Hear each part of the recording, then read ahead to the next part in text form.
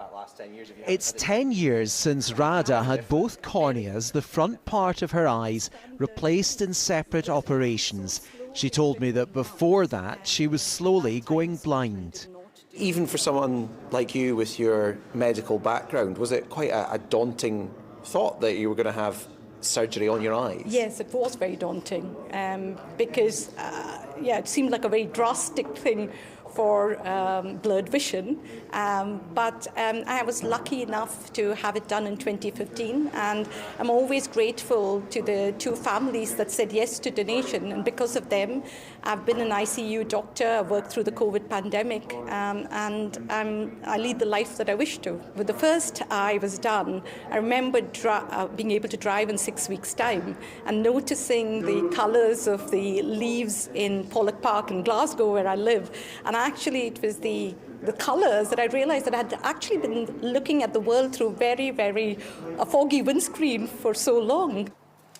The Scottish Blood Transfusion Service transports donor eye tissue, which, like other organs, comes from people who have died, to hospitals where it's needed for surgery.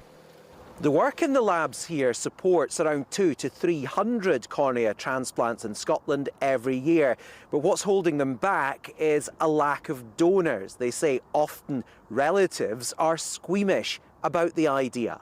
At the moment, my waiting list in Edinburgh is about 2 years to get a corneal transplant. I've got over 80 people waiting for corneal transplants, and there is a shortage of tissue and also resources as well to be able to have surgical time, the technology to be able to prepare the transplants appropriately, to be able to undertake the surgery successfully.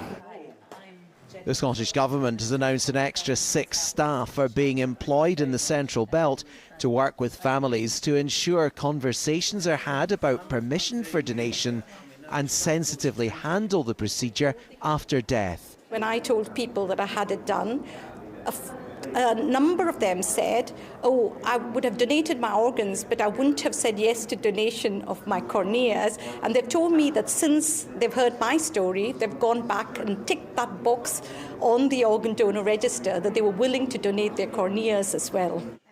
Radha hopes by sharing her story more widely, she'll encourage more of us to make that same decision and give others the gift of sight. Gordon Cree, STV News, Edinburgh.